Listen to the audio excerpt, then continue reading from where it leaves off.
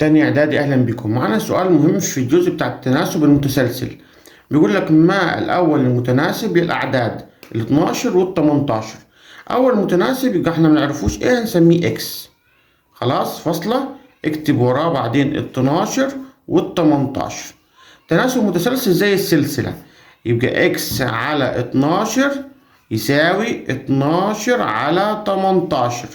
اللي انتهي بيه في المقام ابتدي بيه فوق في البسط تاني. طيب انا عايز اعرف الاول بكام، اللي هو اكس. سهلة، اكس تساوي 12، نعمل مقص.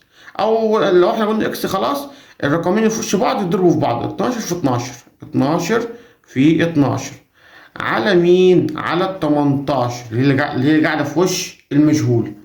تمسك الآلة، تمام، هنقول له كده ماشي. امسك الآلة، هنقول له 12 في 12 على ال 18 هيطلع معاك بكام؟ تساوي موجب 8. طيب مين في دول ينفع معانا؟ نختار التمانية ولا موجب وسالب 8؟ قال لك لا، نختار التمانية بس. خلاص. اما لو موجب او سالب طبعا ده تبع الوسط المتناسب.